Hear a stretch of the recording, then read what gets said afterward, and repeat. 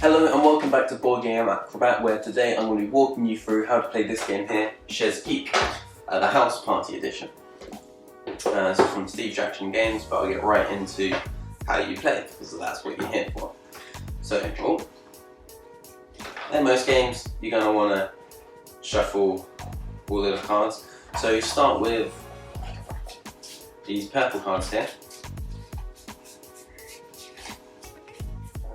Purple on the back, these are your job cards. What you're going to want to do is shuffle them up and deal one to each player randomly and have them face down where everyone can reach them. This is your job. So I'll explain what it is a little bit quickly. So say here, my one here is the slacker. So my slap goal is 16. If I reach my slap goal before anyone else, I win. My free time is 3, and that means I'm able to do 3 actions,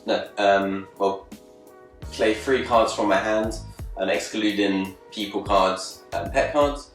But my income is only 1, and you're going to be using income to do activities or buy things. And then I have my ability here for the slacker. It is +1 when rolling to call people. You'd like to speak to who? I don't know. It's only 2. She may still be in bed. And yeah, everyone has different slap goal, free time, and income, and different abilities. So that is basically how the jobs work. And let me just quickly shuffle together these cards, and then I'll be able to explain to you what each part of the job stuff means. So you then deal out 6 cards from this yellow pack, and again leave that in the middle where everyone can reach it. So then everyone has 6 of these cards and they have a job. So how these cards work? They have different colours to explain what they are. So the orange ones are whenever cards, and you can play this whenever, basically, quite simple. However, when I say whenever, it's normally at a certain point, such as this one will cancel sleep, so it will cancel somebody else sleeping. And you can play this card whenever, which will raise your next income by 1. And the other one that I had was another cancel sleep, which is snoring roommate. And then the other card you can get, let's just have a look. So the first thing you do on your turn is you'd roll. So basically, none of the jobs that are out, but some of the jobs, such as the drummer, has a free time of 2/3. And if that is the case for your character, what you do is you roll the dice, and if you get 1, 2, or 3, you get the lesser, so you get the 2. If you get 4, 5, or 6, you get the higher, which would be 3 in the drummer's case. And after you've done that, and you know how much free time and income you have, you can then choose to invite people to your room, or any other rooms, or any pets. You can do as many of these on your turn as you'd like. But so how you do that is you play the person or the pet that you'd like, only one at a time, and say whose room you'd like them to go to. So you can say, I'm going to invite She Who Cooks to my room, or I'm going to invite She Who Cooks to your room or your room. And then you'd roll the dice to see if they were in and wanted to come to your room. If I roll a 1 or a 2, they weren't in and they get discarded. If it is a 3, 4, or 5, then they will come to the room, and any ability that they have or any slap that they have gets placed on top of it. So as you can see, it says slap 1 there, which means I should take one of these 1 tokens and place them on top, and this is just the easiest way to keep track of how much slap each character or things have, as slap will change throughout the game. So after I've done inviting people and pets, I then look how much free time I have. So in my case, I have 3 free time, which means I'm able to do 3 activities slash things, buying things. So activities are in red, and that will take up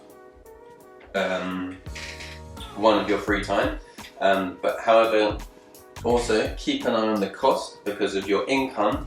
You can't accumulate income each turn. The income that you have is how much you have for that turn, and if you don't use it all, it disappears. So say I wanted to hang out at the cafe, I would say, I'm going to go and hang out at the cafe, use my 1 income to lay that down, and then that is worth a slack of 2, so I then put 2 slack on it. Now I still have 2 free times, so I might want to try and sleep, as this is another activity which costs 0 and can get me 2 slack. So I'm going to say I'm going to go to sleep now, and that will get me 2 slack.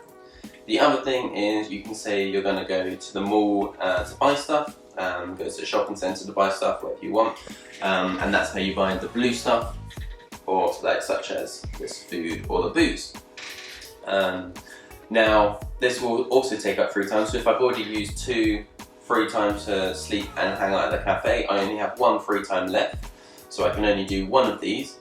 However, both of them cost 2 coins to do it, and as I've already used my 1 income to hang out at the cafe, I have no more, so that might be the end of my turn. So to end my turn, I will discard as many cards from my hand as I want, put them in the discard pile, and then draw back up to 6 cards, and that ends my turn. I'd make sure I haven't gone over my slack goal at any point, make sure any abilities here don't affect anything else. So when I was playing sleep, if another player had then used the whenever card to cancel sleep, they would cancel that straight away, and we wouldn't get any of the slack points for that. And yeah, that is the overview. It would then move on to the next player, and they do everything that they have. I keep an eye on my whenever cards to see if I can cancel out any of their abilities if I wanted to, or if not. Other than that, play just continues like this until one player reaches their slack goal first. Jobs can change over while you're playing, but that's to do with cards, and you just be using the card's ability. So yeah, keep an eye on what the cards say they can do. People can move from room to room, so you can try and kick people out of your room, and how you do that is on the roll phase of your turn.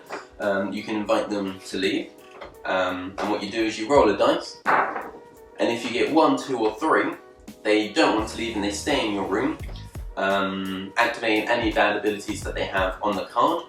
On a 4, 5 or 6, they leave, or when they leave you can either discard them or send them to any other person's room who hasn't got them barred from entering. And there you go. Now you know how to play Chez Geek. I hope this video was useful to you. If it was, make sure you do hit that like button, and do consider subscribing for more board game related and acrobatic stuff. And until next time, share love of board games.